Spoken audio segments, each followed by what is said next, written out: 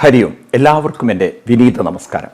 ഭഗവത്ഗീതയിലൂടെ ജീവിത വിജയം, ഈ ഒരു വാക്കുണ്ടല്ലോ, ഗീതയിലൂടെ ജീവിത വിജയം എന്നത് സത്യത്തിൽ ഈ ഭൂമിയിൽ ജീവിക്കുന്ന സകല മനുഷ്യർക്കും അനന്തമായ കഴിവും സാധ്യതകളുമൊക്കെ ഉണ്ട്. പക്ഷേ ഇറ്റ് ഈസ് സോ അൺഫോർച്ചുനേറ്റ്, നമ്മൾ ആരും നമ്മുടെ മനസ്സിൻ്റെ ഉള്ളിൽ ഉറങ്ങിക്കിടക്കുന്ന, അടഞ്ഞുകിടക്കുന്ന, കാണാതെ പോകുന്ന കഴിവുകളെ കണ്ടെത്തുന്നില്ല.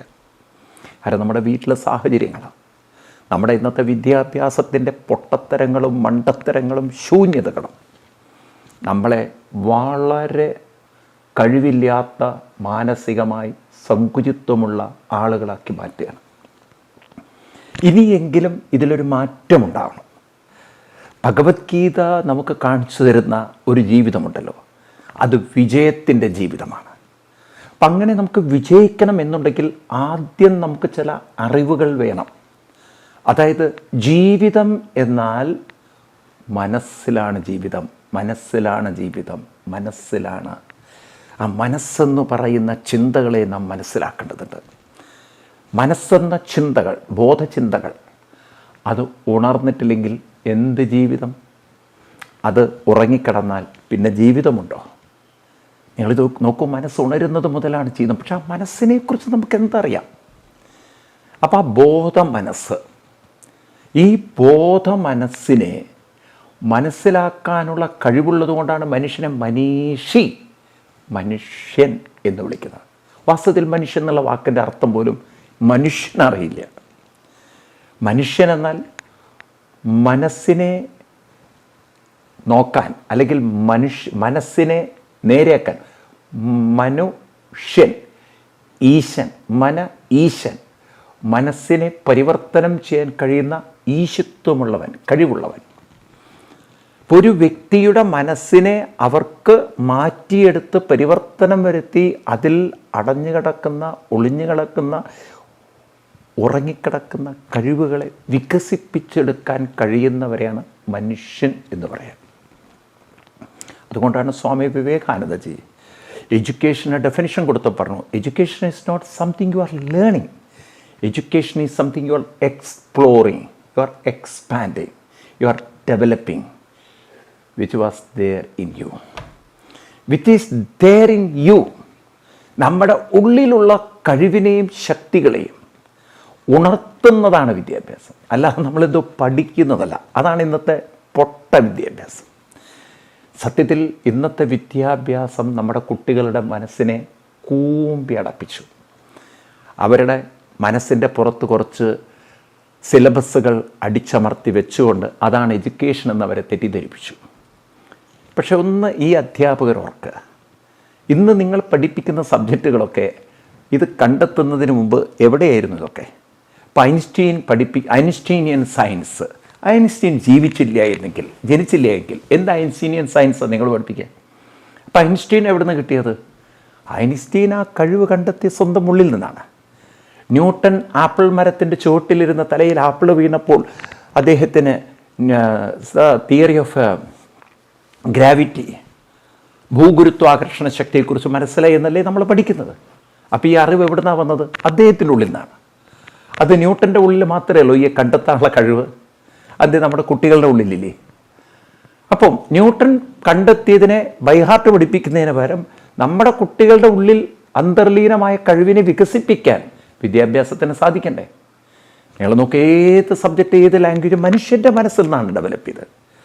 പക്ഷെ ഇന്ന് കുട്ടികളുടെ കഴിവിനെ ഡെവലപ്പ് ചെയ്യിക്കുന്നതിന് പകരം എന്തോ സിലബസിൽ എഴുതിയതിനെ ബൈഹാർട്ട് പഠിപ്പിച്ച് അതാണ് എഡ്യൂക്കേഷൻ എന്ന് തെറ്റിദ്ധരിപ്പിക്കുന്ന ഒരുതരം നോൺസെൻസ്, മണ്ടത്തരം നമ്മളിന്ന് ആവർത്തിച്ചു കൊണ്ടിരിക്കുകയാണ്.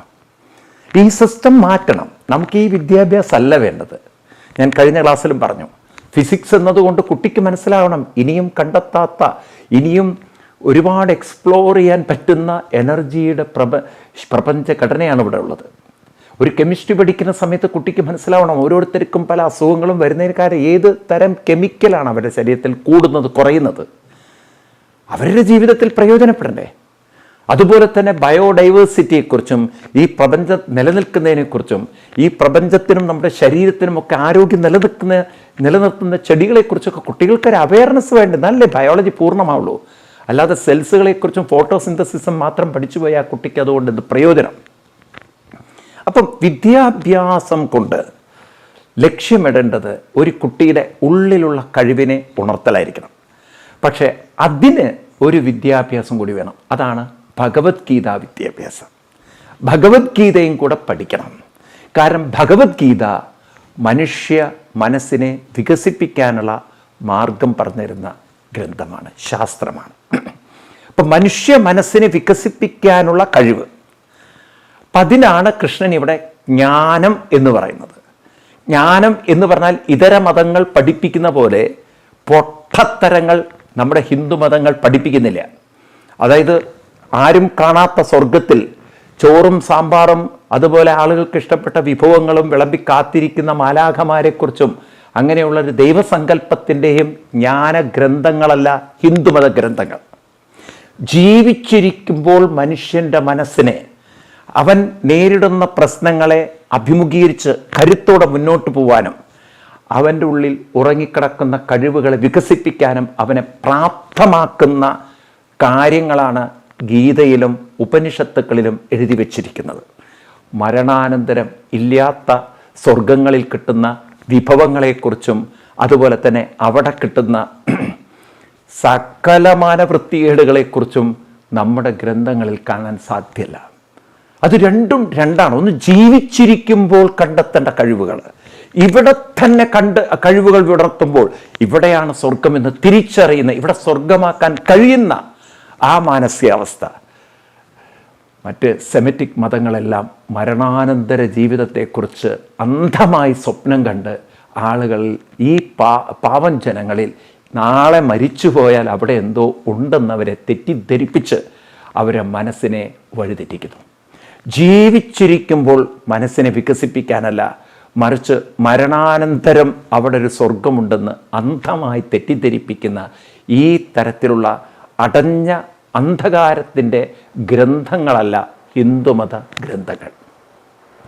ജീവിച്ചിരിക്കുമ്പോൾ മനുഷ്യ മനസ്സിനെ വികസിപ്പിക്കുക, അത് നോക്കൂ എത്ര പ്രായോഗികമാണ്. അപ്പം ഇവിടെ മനസ്സിനെ വികസിപ്പിക്കുക എന്ന് പറയുമ്പോൾ നാം മനസ്സിലാക്കണം, മനുഷ്യ മനസ്സെന്ന് പറയുന്ന ചിന്തകളെ വികസിപ്പിക്കണമെങ്കിൽ അതിന് ചില കൃത്യമായ അനുഷ്ഠാനങ്ങളും ചില ശീലങ്ങളും നമുക്കുണ്ടാവണം. അപ്പം ആദ്യം നമ്മൾ അറിയണം മനുഷ്യ മനസ്സിൻ്റെ വികാസം, നമ്മുടെ ഉള്ളിൽ കഴിവുകളും ശക്തികളുണ്ട്. എന്താ അതിന് തെളിവ്? കഴിവുണ്ടോ ശക്തിയുണ്ടോ എന്ന തെളിവെന്ത്? നിങ്ങൾ നോക്കൂ, നമ്മുടെ ഉള്ളിൽ കഴിവുണ്ടോ ശക്തിയുണ്ടോ എന്നതിൻ്റെ തെളിവ് നിങ്ങളൊന്ന് സ്വസ്ഥമായിട്ടിരുന്ന് ആലോചിക്കുക. ഇന്ന് നിങ്ങൾ കേൾക്കുന്ന സംഗീതം, പാട്ട് ഇഷ്ടപ്പെടാത്തവരാരും ഉണ്ടാവില്ല. ഈ സംഗീതമൊക്കെ എവിടുന്നാണ് വന്നത്? ആകാശത്തുനിന്ന് പൊട്ടിമുളച്ചല്ലോ, മനുഷ്യ മനസ്സെന്നുണ്ടായതാണ്. ഇന്ന് നിങ്ങൾ കാണുന്ന നൃത്തവും ഇന്ന് നിങ്ങൾ കാണുന്ന രുചിഭേദങ്ങളുടെ ആഹാരവും ഇതൊക്കെ എവിടുന്നാണ് സത്യത്തിൽ വന്നത്? ഇതാരാ ഡെവലപ്പ് ചെയ്തിട്ടുണ്ടാവുക? ഏതോ വ്യക്തി എന്നുള്ളതല്ല ഞാൻ ചോദിക്കുന്നത്, മനുഷ്യ മനസ്സുകളിൽ നിന്നല്ലേ? അപ്പം ഇത്രയൊക്കെ കണ്ടെത്താനുള്ള കഴിവ് മനുഷ്യ മനസ്സുകൾക്കുണ്ടെങ്കിൽ ഇനിയും പലതും കണ്ടെത്താനുള്ള കഴിവ് മനുഷ്യ മനസ്സിനുണ്ടാവില്ലേ? ഇനിയും പല കഴിവുകളും മനുഷ്യ മനസ്സിൽ ഉറങ്ങിക്കിടക്കുന്നുണ്ടാവില്ലേ? ഇതൊക്കെ മനുഷ്യ മനസ്സല്ലേ കണ്ടെത്തിയത്. നിങ്ങളുടെ കയ്യിലുള്ള മൊബൈൽ, നിങ്ങളുടെ മുന്നിലുള്ള ക്യാമറകൾ, നിങ്ങളുടെ മുന്നിലുള്ള സകലതും, വീടായാലും എന്തായാലും ഡെവലപ്പ് ചെയ്ത് ഹ്യൂമൻ മൈൻഡല്ലേ? നിങ്ങൾ വേണമെങ്കിൽ ബ്രെയിനിനെ വിളിക്കുമായിരിക്കാം. ഓക്കെ, ഒരു ബ്രെയിൻ അല്ലേ ഡെവലപ്പ് ചെയ്തത്? അപ്പം ഉണർന്നിരിക്കുന്ന ബ്രെയിൻ, അതിനെ ഞാൻ മനസ്സെന്ന് വിളിക്കുന്നെങ്കിൽ നിങ്ങളുടെ മനസ്സും ബുദ്ധിയും ഒക്കെ കൂടെ ചേർന്ന ഈ ചിന്തകളാണ് പലതും ഡെവലപ്പ് ചെയ്തെങ്കിൽ നിങ്ങളിലും അപാരമായ കഴിവുകൾ ഉണ്ടെന്നത് സത്യമല്ലേ? ദൈവം ഒരാൾക്ക് മാത്രം കൊടുക്കുന്നതല്ലല്ലോ ഈ കഴിവ്. അപ്പോൾ നമുക്ക് നമ്മുടെ ഉള്ളിലുള്ള കഴിവുകളെ വികസിപ്പിച്ചെടുക്കണം. അപ്പം ആദ്യം നമ്മൾ എപ്പോഴും ഓർമ്മിപ്പിക്കുക, നമ്മളിലൊരു ഇൻഫിനിറ്റ് കഴിവുകൾ നമ്മളിൽ അന്തർലീനമാണ്. എല്ലാവരിലും ഇൻഫിനിറ്റ് ആയിട്ടുള്ള, അതായത് പരിധികളില്ലാത്ത കഴിവുകൾ അത്രയും അടങ്ങിയിരിക്കുന്നുണ്ട്. നാളെ നിങ്ങൾക്കൊരു വ്യത്യസ്തമായൊരു വ്യക്തിത്വമായി മാറാൻ പറ്റും. അതുകൊണ്ടാണ് ഓരോരുത്തരുടെയും കാഴ്ചപ്പാടിലൊക്കെ വ്യത്യസ്തതകൾ, ഒരു വൈവിധ്യമുള്ളത്. നിങ്ങൾ നോക്കുക, ഒരാൾ കെട്ടിയ വീട് പോലെയല്ല വേറൊരാൾ കെട്ടുന്നത്. ഒരാൾ കണ്ടെത്തുന്ന ഒരു ഡ്രസ് ഒരു ടേസ്റ്റ് അല്ല, അല്ലെങ്കിൽ ഡ്രസ്സിൻ്റെ ഒരു ഫാഷൻ അല്ല മറ്റൊരാൾ കൊണ്ട് നടക്കുന്നത്. ഓരോരുത്തർക്കും അവരവരുടേതായിട്ടുള്ള പ്രസൻറ്റേഷൻ, പാടുന്ന രീതികൾ, പറയുന്ന രീതികൾ ഒക്കെ വ്യത്യസ്തമായി മാറിയിട്ടുണ്ടെങ്കിൽ ഓരോരുത്തരും വ്യത്യസ്തമായ കഴിവുകളുണ്ട്. ഏറ്റവും വലിയ തെളിവ് നോക്കൂ, നിങ്ങളൊരു പക്ഷേ ഞാൻ പറയുന്നത് വിശ്വസിച്ചില്ലെങ്കിൽ, ഇത്രയെങ്കിലും നിങ്ങൾക്ക് വിശ്വസിക്കാൻ പറ്റില്ല. നിങ്ങളുടെ തമ്പ് അതില്ലേ എന്ന് പറയാൻ പറ്റില്ലയോ? അതിൽ വരകളുണ്ടല്ലോ, ഈ വരകൾ വ്യത്യസ്തമാണെന്ന് ആധാർ കാർഡിന് വേണ്ടി നിങ്ങൾ കൊടുത്തപ്പോൾ നിങ്ങളുടെ ബയോമെട്രിക് പ്രൂവ് ചെയ്തിട്ടില്ലേ? നിങ്ങളുടെ കണ്ണിൻ്റെ റെറ്റിനയിലെ വരകൾ വ്യത്യസ്തമാണ്. നിങ്ങൾക്ക് എല്ലാം തെളിയിക്കാൻ പറ്റുമോ? ഇതൊക്കെ വ്യത്യസ്തമാണെങ്കിൽ നമ്മളിൽ വ്യത്യസ്തമായൊരു കഴിവ് അന്തർലീനമായിട്ടുണ്ടാവില്ലയോ? നിങ്ങൾ സ്വയം ചിന്തിക്കൂ. ഞാൻ പറയുന്നത് അന്ധമായി സ്വീകരിക്കുന്നു വേണ്ട. നിങ്ങൾ സ്വയം നിങ്ങളിലേക്ക് നോക്കൂ. നിങ്ങളുടെ ശബ്ദം വ്യത്യസ്തമാണ്. നിങ്ങളുടെ കയ്യിലെ വരകൾ, തള്ളവരലിലെ വരകൾ വ്യത്യസ്തമാണ്. കണ്ണിലെ റെറ്റിനയിലെ വരകൾ വ്യത്യസ്തമാണ്. നിങ്ങളുടെ ഓരോ ഭാവവും, നിങ്ങളുടെ സ്ട്രക്ചറും വ്യത്യസ്തമാണ്. ഒരു പക്ഷേ ഒരാളെപ്പോലെ 7 പേരുണ്ടായി എന്നൊക്കെ പറഞ്ഞാലും ചെറിയ വ്യത്യാസങ്ങൾ ഉണ്ടായേ പറ്റുള്ളൂ. അതേപോലെ അതേ സ്വഭാവത്തോടുകൂടി ഒരാളെ നിങ്ങൾക്ക് കാണാൻ പറ്റുക. ശരീര സാദൃശ്യം വന്നേക്കാം, പക്ഷേ സ്വഭാവ സാദൃശ്യം ഇമ്പോസിബിളാണ്. ഓരോരുത്തരും വ്യത്യസ്തമാണ്. അപ്പോൾ ഇത് തന്നെ ഈ വൈവിധ്യത, ഈ വ്യത്യസ്തത നമുക്ക് ഉൾക്കൊള്ളാൻ പറ്റിയാൽ നമ്മുടെ മനസ്സിൽ അന്തർലീനമായ വ്യത്യസ്തമായ കഴിവുകളുണ്ടെങ്കിൽ അതിനൊന്ന് വികസിപ്പിച്ചെടുക്കണ്ടേ? അപ്പം ആദ്യം നമ്മളിത് അംഗീകരിക്കുക. നമ്മളിൽ വ്യത്യസ്തമായ കഴിവുണ്ട്. നമ്മുടെ മനസ്സിൽ ഉറങ്ങിക്കിടക്കുന്ന, അടഞ്ഞു കിടക്കുന്ന കഴിവുകളുണ്ട്. അതിനെ ഉണർത്തലാണ്, അതിനെ വികസിപ്പിക്കലാണ് എൻ്റെ ജീവിത ലക്ഷ്യം. അതാദ്യം നിങ്ങളെക്കുറിച്ചൊരു പോസിറ്റീവായിട്ടുള്ള ഒരു കാര്യം ഉറപ്പിച്ചു വെക്കണം. ജ്ഞാനം, അവനവനെക്കുറിച്ചുള്ള ജ്ഞാനം. അതുകൊണ്ടാണ് 4-ാം അധ്യായത്തിലെ 39-ാം ശ്ലോകത്തിൽ കൃഷ്ണൻ പറഞ്ഞത്, ശ്രദ്ധാവാൻ ലഭതേ ജ്ഞാനം തൽപര സംയതേന്ദ്രിയ ജ്ഞാനം ലബ്ധ്വാ പരാം ശാന്തിം അജിരേണാധിഗച്ഛതി. കഴിഞ്ഞ ക്ലാസ്സിൽ ഞാൻ പറഞ്ഞു, ജ്ഞാനാത് ലഭതേ, ജ്ഞാനത്താൽ കിട്ടുന്നതാണ് ശ്രദ്ധ. അപ്പോൾ ഒരു കാര്യത്തിൽ നമുക്ക് ശ്രദ്ധ ഉണ്ടാവണമെങ്കിൽ, ഇപ്പം നമുക്ക് നമ്മുടെ ജീവിതത്തെ വികസിപ്പിക്കണം എന്ന ഒരു കാര്യത്തിൽ നിങ്ങൾക്ക് ശ്രദ്ധയുണ്ടാവണമെങ്കിൽ, അനുഷ്ഠാനത്തിൽ ശ്രദ്ധയുണ്ടാവണമെങ്കിൽ, നിങ്ങളുടെ കഴിവുകളെക്കുറിച്ചുള്ള ഒരു ബോധം നിങ്ങളിലുണ്ടാവണം. പലപ്പോഴും നമ്മൾ ക്ഷേത്രങ്ങളിൽ പോകുന്നുണ്ട്, പൂജാമുറിയിൽ പോകുന്നുണ്ട്, പക്ഷെ നമുക്കറിയില്ല എന്തിനാണെന്ന്. കഷ്ടകാലത്തിന് നാം തിരിച്ചറിഞ്ഞിരിക്കുന്നത് ആ ഫോട്ടോയിലുള്ള അല്ലെങ്കിൽ ആ ബിംബത്തിലുള്ള ദൈവത്തെ പ്രീതിപ്പെടുത്താനാണ്. അതാണ് ഹിന്ദു എന്ന ജന്തുവിന് പറ്റിയ തെറ്റും. ഫോട്ടോയിലുള്ള ദൈവങ്ങളെ പ്രീതിപ്പെടുത്താനല്ല, വിഗ്രഹങ്ങളിലുള്ള ദൈവങ്ങളെ പ്രീതിപ്പെടുത്താനല്ല നാം അമ്പലത്തിൽ പോകുന്നത്. മറിച്ച് ജ്ഞാനാത് ശ്രദ്ധ ലഭതേ, നിങ്ങളുടെ ഉള്ളിലുള്ള കഴിവിനെ, നിങ്ങളുടെ മനസ്സിൽ അടഞ്ഞു കിടക്കുന്ന അല്ലെങ്കിൽ ഒളിഞ്ഞു കിടക്കുന്ന കഴിവുകളെ, ശക്തികളെ വികസിപ്പിക്കലാണ് എൻ്റെ ജീവിത ലക്ഷ്യം എന്ന് നിങ്ങൾ ആദ്യം ഉറപ്പിച്ചിട്ടുണ്ടെങ്കിൽ ബാക്കിയെല്ലാം അത് വികസിപ്പിക്കാനുള്ളതാണെന്ന് തിരിച്ചറിയുക. ഇപ്പം നിങ്ങൾ പൂജാമുറിയിൽ ഇരിക്കുന്ന എന്തിനാണ്? നിങ്ങളുടെ ഉള്ളിൽ അന്തർലീനമായ കഴിവുകളെ, ശക്തികളെ ഉണർത്താൻ വേണ്ടിയിട്ടാണ്. നിങ്ങൾ അമ്പലത്തിൽ പോകുന്ന എന്തിനാണ്? നിങ്ങളുടെ മനസ്സിൽ ഒളിഞ്ഞിരിക്കുന്ന ഈ കഴിവുകളെയും ശക്തികളെയും വികസിപ്പിക്കാനാണ്. അപ്പം എന്തിനാ അതിന് അമ്പലത്തിൽ പോകുന്നത്? എവിടെ ഇരുന്നാലും പറ്റില്ലേ? അമ്പലം അതിന് പറ്റുന്നൊരു എനർജി ഫീൽഡുള്ള സ്ഥലമാണ്. പൂജാമുറി അതിന് പറ്റുന്നൊരു എനർജി ഫീൽഡുള്ള സ്ഥലമാണ്. പറമ്പിൽ എല്ലായിടത്തും വെള്ളം ഉണ്ടാവും, പക്ഷേ ആശാരി വന്ന് കുറ്റിയടിക്കുന്നത് ഏറ്റവും കൂടുതൽ എളുപ്പത്തിൽ വെള്ളം കിട്ടുന്ന സ്ഥലത്തായിരിക്കും.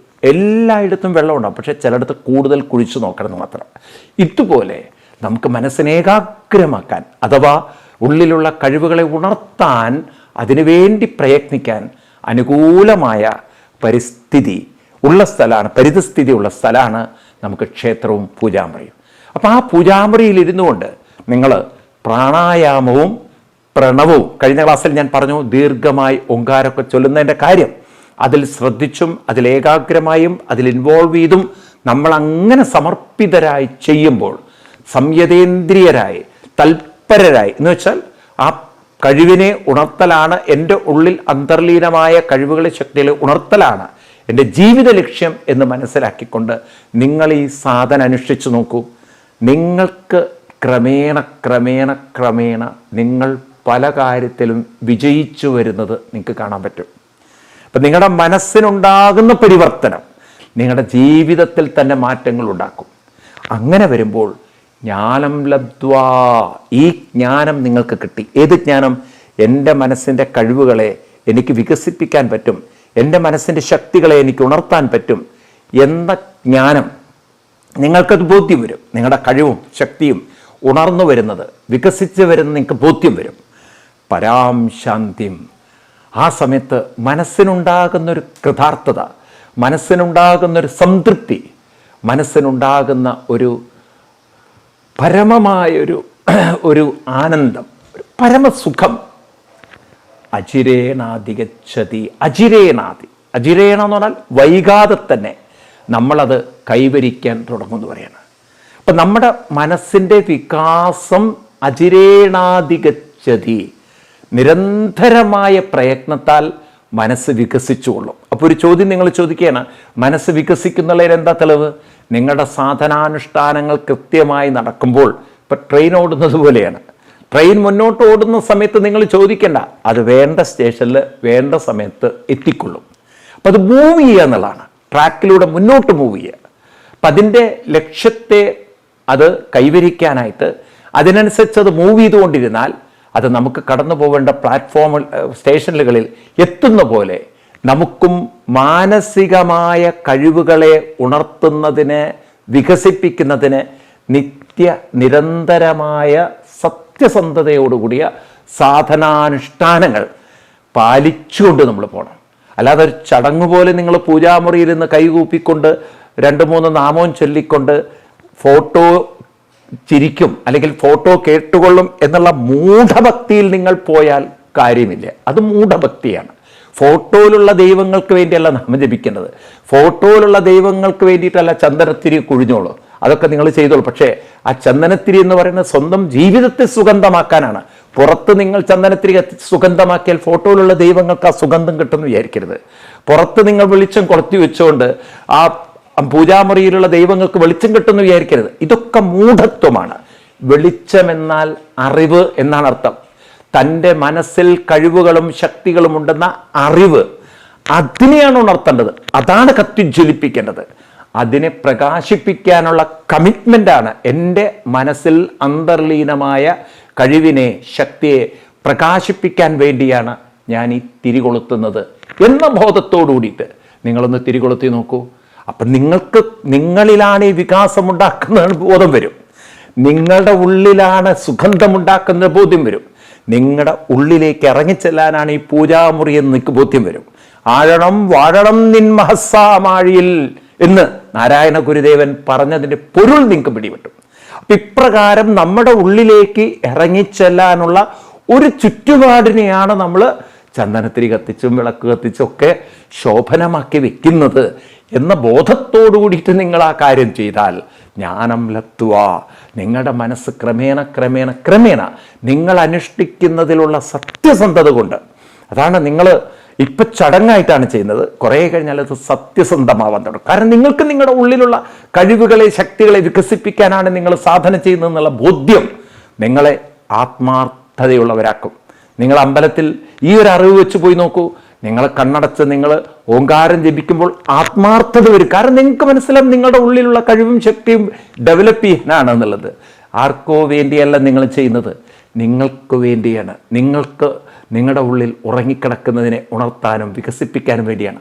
ഈ കാര്യം നിങ്ങളിൽ വളരെ ഡീപ്പ് റൂട്ടഡായി ഉറച്ചുറച്ചുറച്ചു വരുംതോറും ഈ ജ്ഞാനം, നിഷ്ഠ, ജ്ഞാനദൃഢത ക്രമേണ ജ്ഞാനം ലബ്ധ്വ പരാം ശാന്തിയും, ഒരു പരമമായ സുഖം. അതായത് നമ്മൾ യഥാർത്ഥത്തിൽ പോകുന്ന റൂട്ട് ക്ലിയറാണ്, ഈ കാര്യം എനിക്ക് വ്യക്തമാകുന്നുണ്ട്, എനിക്ക് ഇൻവോൾവ്മെൻറ്റ് ചെയ്യാൻ പറ്റുന്നുണ്ട്, ഞാനത് ആസ്വദിക്കുന്നുണ്ട് എന്ന കാര്യത്തിൽ നിങ്ങൾക്ക് തന്നെ ഒരു വ്യക്തത വരാൻ തുടങ്ങും.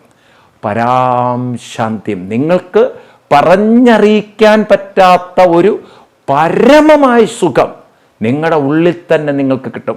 നമ്മൾ പറയാറില്ലേ, എനിക്ക് വളരെ സംതൃപ്തി ഉണ്ടെന്ന്. നമുക്ക് തന്നെ ഒരു കൃതാർത്ഥത, ഒരു സംതൃപ്തി. കാരണം നമ്മൾ അറിഞ്ഞൊരു കാര്യം ചെയ്യുന്നു, നമ്മൾ ചെയ്യുന്നത് കറക്റ്റാണ്, ഞാൻ ചെയ്യുന്നത് എനിക്ക് പ്രയോജനപ്പെടുന്നുണ്ട്. അല്ലെങ്കിൽ എന്താ അറിയോ, നമുക്ക് എത്ര നിങ്ങൾ അമ്പലത്തിൽ പോയാലും പൂജാമുറിയിൽ നിങ്ങൾക്ക് സംതൃപ്തിയില്ല. എത്രയോ ആളുകൾ ശബരിമലയ്ക്ക് പോകുന്നു, എത്രയോ ആളുകൾ പഴനിക്ക് പോകണു, മൂകാംബിയെ പോകണു, ഒരു സംതൃപ്തിയില്ല. കാരണം ചടങ്ങ് പോലെ പോവുകയാണ്. അവിടെ ചെന്ന് കുറേ ഇടി കൂടി, പിന്നെ അവിടുന്ന് വഴിപാട് ചെയ്ത പ്രസാദം കിട്ടിയില്ല. അല്ലെങ്കിൽ വഴിപാട് ചെയ്ത പ്രസാദം വഴിയിൽ വെച്ച് മറന്നുപോയി, കഴിഞ്ഞു അവരുടെ സന്തോഷം. നിങ്ങൾ നോക്കൂ, മൂകാംബികയിലൊക്കെ പോയിട്ട് നിങ്ങൾ കുറേ പ്രസാദമൊക്കെ വാങ്ങിച്ചു കൊണ്ടുവന്നു. പ്രത്യേകിച്ച് മൂകാംബിക ക്ഷേത്രത്തിലെ പ്രസിദ്ധമായ പ്രസാദമാണ് തൃമധുരം. അപ്പോൾ ആ തൃമധുരമൊക്കെ ആയിട്ട് നിങ്ങൾ വരുന്ന സമയത്ത് ആ ബാഗ് നിങ്ങൾ നിങ്ങളുടെ റൂമിൽ വെച്ച് എടുക്കാൻ മറന്നുപോയി. നിങ്ങൾ വീട്ടിലെത്തുമ്പോൾ എല്ലാവരോടും തൃമധുരം കൊണ്ടുവന്നുണ്ട്, നോക്കുമ്പോൾ കാണാനില്ല. ആ യാത്ര മുഴുവൻ കൊളായി. കാരണം അപ്പോഴേക്കും ഒരാൾ പറയും, ഇങ്ങനെ ഉത്തരവാദിത്തമില്ലാത്ത ഇത് ഈ പോത്തുകൾ പോയിട്ട് എന്താ കാര്യം. ഒരാൾ പറയാണ്, ഒരു കമൻറ്റ് പറയാണ്, ഒരു ലേശമെങ്കിലും മറ്റുള്ളവരെക്കുറിച്ചൊരു വിചാരം ഉണ്ടായിരുന്നെങ്കിൽ നിങ്ങളത് വെക്കുമോ? നിങ്ങളൊക്കെ കഴിച്ചു, നിങ്ങൾ മറ്റുള്ളവർക്ക് വേണ്ടി കൊണ്ടുവരണ്ടേ? കഴിഞ്ഞു, പോയതിൻ്റെ എല്ലാ ഫലവും അവിടെ കൊണ്ട് തീർന്നു. ഇതാണ് നമ്മുടെ ഇന്നത്തെ യാത്ര. നിങ്ങൾ നോക്കൂ, ശബരിമല അവിടെ കയറി, നിങ്ങൾ 18-ാം പടി കയറി സ്വാമി അയ്യപ്പോ ഇങ്ങനെ സ്വാമി എന്ന് പറഞ്ഞങ്ങോട്ട് ഇരിക്കുമ്പോഴേക്കും നട അടച്ചുപോയി. പിന്നെ നിങ്ങൾ കുറേ പ്രാഗി അവിടുന്ന് പോരും. പിന്നെ നിങ്ങൾക്ക് രണ്ടാമത് തൊഴാൻ പറ്റില്ല, കാരണം തിക്കും തിരക്കും കാരണം നിങ്ങൾ അവിടുന്ന് തള്ളി മാറ്റി പോലീസുകാർ പറഞ്ഞു ഇനി അവിടെ പോകാൻ പറ്റില്ല, അങ്ങോട്ടൊന്നും പോകാൻ പറ്റില്ല, നിങ്ങൾ തൊഴുതല്ലേ പോടുന്നൊക്കെ പറഞ്ഞ് നിങ്ങൾ ആട്ടി പറഞ്ഞേക്കും. ആ ദേഷ്യം കൂടി എല്ലാം കൂടിയിട്ട് നിങ്ങളെന്ത് സമാധാനം കണ്ടെത്തി? നിങ്ങളെന്ത് അമ്പലത്തിലാണ് പോയത്? നിങ്ങൾ നോക്കൂ, ഗുരുവായൂരിൽ ആയിരക്കണക്കിന് ആളുകൾ വരുന്നു, ഇടിയും ഇടിയൊക്കെ കൂടി അങ്ങനെ ആ ശ്രീകോവിലിൻ്റെ അവിടുത്തെ മുന്നോട്ട് പോ, അവിടെ നിൽക്കരുത് എന്നുള്ളൊരു ശാസനം കൂടി കേൾക്കുമ്പോൾ അവൻ്റെ കണ്ണിലേക്ക് ഒരു നോട്ടം നോക്കും നിങ്ങൾ, തീ പാറുന്ന വിധത്തിൽ. കാരണം നിങ്ങൾക്ക് തൊഴാൻ പറ്റിയില്ല.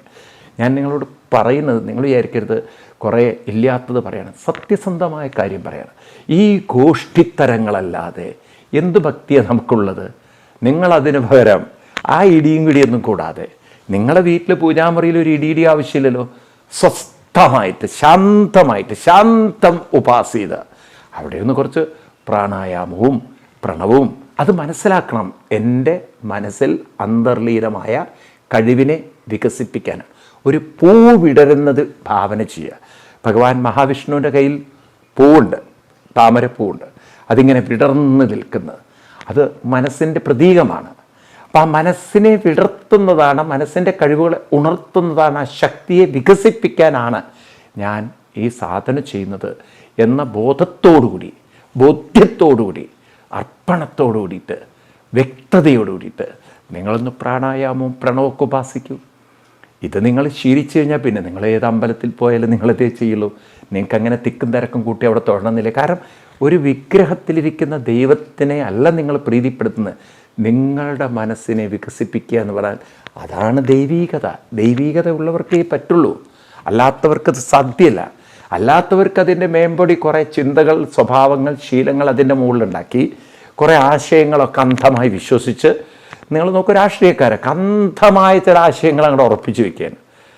ചില രാഷ്ട്രീയങ്ങളൊക്കെ ലോകം മുഴുവൻ ഞങ്ങൾ സോഷ്യലിസം ഉണ്ടാക്കുന്നു. എവിടെ ഉണ്ടാക്കാൻ പോകണം? അവരുടെ വീട്ടിലേ ഉണ്ടാക്കാൻ പറ്റുന്നില്ലേ, പിന്നെ ഉണ്ടോ ലോകം മുഴുവൻ ഉണ്ടാക്കാൻ പറ്റുന്നു? അവരുടെ വീട്ടിൽ തന്നെ അവർക്ക് സോഷ്യലിസം ഉണ്ടാക്കാൻ പറ്റുമോ? ഒരു സ്ഥലത്തും സോഷ്യലിസം ഉണ്ടാക്കാൻ പറ്റില്ല. അങ്ങനെ എല്ലാവരുടെയും കഴിവുകളും ചിന്തകളൊക്കെ വ്യത്യസ്തമാണ്. ഒരു സോഷ്യലിസം എന്ന് നിങ്ങളിന്ന് ചൈനയുടെയൊക്കെ കമ്മ്യൂണിസം നോക്കൂ, അടിച്ചമർത്തപ്പെട്ട ഒരു രീതിയല്ലേ. എല്ലാം ഒരു പത്രം, ഒരു ബാങ്ക്, നിങ്ങൾക്ക് മടുത്തു പോകും ചൈനയിൽ. അതുകൊണ്ടാണ് ചൈനക്കാർക്ക് ആ രാജ്യത്തേക്കാൾ ഏറെ ഇഷ്ടം ഇന്ത്യയെ പോലുള്ളത്. കാരണം ബഹുസ്വരത. ഇവിടെ ഇപ്പം നമുക്ക് ഒരു പത്രം വായിച്ച് തൃപ്തിയില്ലെങ്കിൽ വേറെ പത്രം വായിക്കാം. ചൈനയിൽ ഞാൻ പോയിട്ട് ഒറ്റ പത്രമേ കാണാറുള്ളൂ. ഒക്കെ ഗവൺമെൻറ്റിനെ അനുകൂലിക്കുന്ന ഗവൺമെൻറ്റിൻ്റെ കാര്യങ്ങൾ മാത്രം. എതിർത്താൽ പിന്നെ അവൻ്റെ പണി തീർന്നു. അവിടെ ജനാധിപത്യം എന്നൊരു സാധനം അടുത്തുകൂടെ പോയിട്ടില്ല. ഒരൊറ്റ ബാങ്കേ ഉള്ളൂ, വേറെ അതിനകത്ത് ബാങ്കൊന്നുമില്ല. ഇത് കുറേ കഴിഞ്ഞാൽ മടുത്തുമില്ലേ നിങ്ങൾക്ക്? എല്ലാം ഒരു തരത്തിലും ഒരു വൈവിധ്യത ഇല്ലാത്ത ജീവിതം. അത് കുറേ കഴിഞ്ഞാൽ മടുപ്പ് വരും. ഒക്കെ സർക്കാരിനെ പുകഴ്ത്തുന്ന സർക്കാരിനെ ഒരു തരത്തിൽ വിമർശിക്കാൻ പറ്റില്ല. വിമർശിച്ചോ അവൻ്റെ പണി തീർന്നു. എന്നിട്ട് ജനാധിപത്യം എന്ന് പറയുന്നത് എവിടെയാണ് ഉള്ളത് അവിടെ? എന്നിട്ട് അവർ ജനാധിപത്യത്തെക്കുറിച്ച് മറ്റുള്ളവരോട് പറയുമ്പോൾ അത്ഭുതം തോന്നുന്നു നമുക്ക്. പോട്ടെ, നമുക്കൊരു വിഷയത്തിലേക്ക് വരാം. അതുപോലെ തന്നെ നമ്മുടെ മനസ്സിനെ വികസിപ്പിക്കാൻ നമുക്ക് സാധിച്ചിട്ടില്ല എങ്കിൽ ശങ്കരാചാര്യസ്വാമികൾ പറയുന്ന പോലെ തതയ്ക്കും. എന്ത് ചെയ്തിട്ടെന്ത് കാര്യം? അതാണ് പല മതങ്ങളും മനസ്സിനെ വികസിപ്പിക്കാനല്ല നോക്കുന്നത്. ഇവിടെയോ മനസ്സിനെ സന്തോഷിപ്പിക്കാൻ അവർക്ക് അവരുടെ തെറ്റായ ആശയങ്ങൾ കൊണ്ട് സാധ്യമല്ല. അപ്പം അവർ തെറ്റിദ്ധരിപ്പിക്കുകയാണ് സ്വർഗം എന്നൊന്നുണ്ടെന്ന്. ഇല്ലാത്ത സ്വർഗത്തെ ഉണ്ടെന്ന് തെളിയിക്കുന്നതിന് കാരണം ഇവിടെ അവർക്ക് ജീവിതം സ്വർഗമാക്കാൻ മനസ്സിനെ വികസിപ്പിക്കുന്ന അറിവുകൾ അത്തരം ഗ്രന്ഥങ്ങളിലില്ല. എന്നാൽ നമ്മുടെ ഗ്രന്ഥങ്ങളിൽ മനസ്സിനെ വികസിപ്പിച്ച് ഇവിടെ തന്നെ നമുക്ക് ജീവിതം സ്വർഗമാക്കാൻ സാധിക്കും. സ്വർഗജീവിതം എന്നാൽ ശാന്തിയും സമാധാനവും സന്തോഷവും സംതൃപ്തിയും ആനന്ദം നിറഞ്ഞ ഒരു പരമതൃപ്തിയുള്ള ജീവിതം ഇവിടെ രൂപപ്പെടുത്താൻ പറ്റും. അപ്പം അതാണ് ഗീതയിൽ പറയുന്ന ജ്ഞാനാത് ശ്രദ്ധ, ജ്ഞാനത്തിലൂടെ ശ്രദ്ധ, ജ്ഞാനാത് ശാന്തിം. ഇപ്പം 2 ജ്ഞാനം. ഒന്ന്, എൻ്റെ ഉള്ളിൽ കഴിവുണ്ട് എന്ന ഒരാദ്യത്തെ അറിവ്. 2, ആ അറിവിനെ കഴിവിനെ വികസിപ്പിക്കാനാണ്, ശക്തി വികസിപ്പിക്കാനാണ് സാധനാനുഷ്ഠാനങ്ങൾ ചെയ്യുന്നതെന്ന് മനസ്സിലാക്കി സാധന ചെയ്ത് കിട്ടുന്ന ഒരു മാനസിക ശാന്തി ഉണ്ടല്ലോ, അതാണ് 2ാമത്തെ ജ്ഞാനം. 1 അറിവിൻ്റെ ജ്ഞാനം, 2 അനുഭവത്തിൻ്റെ ജ്ഞാനം. അപ്പം അറിവ് അനുഭവമാവണമെങ്കിൽ അതിനിടയ്ക്ക് ഒന്നും കൂടിയുണ്ട് അഭ്യാസം. അറിവ്, അഭ്യാസം, അനുഭവം. ഇത് നമ്മുടെ ജീവിതത്തിൽ വന്നാൽ ശാന്തി, പരമമായ ശാന്തി നമ്മുടെ ജീവിതത്തിൽ കൈവരിക്കാൻ സാധിക്കും. ഇനി ഇതല്ല നമ്മൾ ജീവിക്കുന്നെങ്കിലോ, സ്വന്തം മനസ്സിൻ്റെ കഴിവുകളെ വികസിപ്പിക്കാനല്ല നമ്മൾ നമ്മുടെ കാര്യങ്ങളൊക്കെ ചെയ്യുന്നെങ്കിലോ, അപ്പോൾ എന്തായിരിക്കും നമ്മുടെ ജീവിതത്തിൻ്റെ അവസ്ഥ? അതിപ്പോൾ നമുക്ക് പറഞ്ഞു തരേണ്ട കാര്യമില്ല, കാരണം നമ്മളൊക്കെ അനുഭവിക്കുന്ന കാര്യങ്ങളാണ്. ഇന്ന് ജീവിതത്തിൽ അനുഭവിക്കുന്ന സ്ട്രെസ്സ്, ടെൻഷൻ, വറി, അതുപോലെ തന്നെ നമ്മൾ പറയില്ലേ, മെൻ്റലി നമ്മൾ വളരെ ഡിപ്രസ്ഡാണ്, ഫ്രസ്ട്രേറ്റഡാണ്, കൺഫ്യൂസ്ഡാണ്, ഡൈലമയിലാണ് എന്നുള്ള വാക്കുകളൊക്കെ ഇപ്പോൾ ആളുകൾ ഉപയോഗിക്കുന്നത് കേൾക്കാറില്ലേ? ഞാൻ വളരെ കൺഫ്യൂസ്ഡാണ്, എനിക്ക് എന്ത് ചെയ്യണമെന്ന് അറിയില്ല. ഞാൻ വളരെ ഡിപ്രസ്ഡാണ്, വളരെ ഫ്രസ്ട്രേറ്റഡാണ്, എനിക്ക് എന്ത് ചെയ്യണമെന്ന് അറിയില്ല. എനിക്ക് ആകെ ബോറടിക്കണം, മടുത്തുപോയി എന്നൊക്കെ പറയില്ലേ? ഇതൊന്നും പറയാതിരിക്കണമെങ്കിൽ നാം എന്താ ചെയ്യേണ്ടത്? ശ്രദ്ധയോടെ പരിശീലിക്കണം. ഇനി അങ്ങനെ പരിശീലിച്ചില്ലെങ്കിൽ ഉണ്ടാകുന്ന ദുരന്തങ്ങളെ ഭഗവാൻ അടുത്ത ശ്ലോകത്തിൽ കാണിച്ചു തരികയാണ്.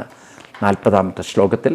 അത് നമുക്ക് അടുത്ത ക്ലാസ്സിൽ വിശദമായിട്ട് കാണാം. അതുവരെ എല്ലാവർക്കും നന്ദി, നമസ്കാരം, പ്രണാമം.